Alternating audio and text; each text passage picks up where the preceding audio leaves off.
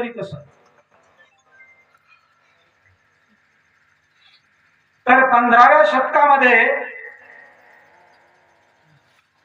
जयदेव नावाच्या कवीने लिहिलेल्या गीत गोविंद या शृंगार रस खंड काव्यामध्ये राधा आली. पण ती राधा कोणती? ज्या राधेनं सगळ्यांच्या अधिमनावर सगळ्यांच्या मनावर राज्य केलं, ती राधा सगळ्यांना आवडली, ती सगळ्यांना भावली, तिचं प्रेमही सगळ्यांना आवडलं. मग ती राधा कोणती?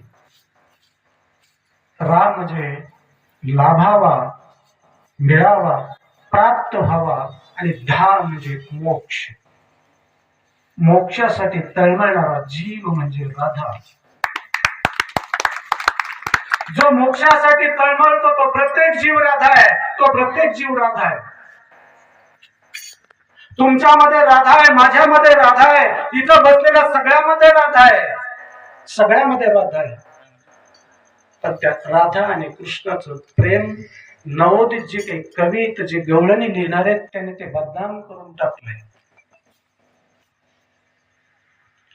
श्रीकृष्ण भगवंताला श्रीलंपत्याकडे भरकटत नेलं, ओढत नेलं. ज्या सर्वज्ञ श्रीकृष्ण भगवंताने स्त्रियांचा आदर केला, गौरव केला, सन्मान केला, तो श्रीकृष्ण श्रीलंपट असू शकतो का? ज्यानं अष्टविध ब्रह्मचर्याचं पालन केलं तो कृष्ण विलासी असू शकतो का? नाही. त्याला प्रमाण आहे. आमच्या सर्वज्ञ श्री चक्रधर स्वामींनी सांगितले.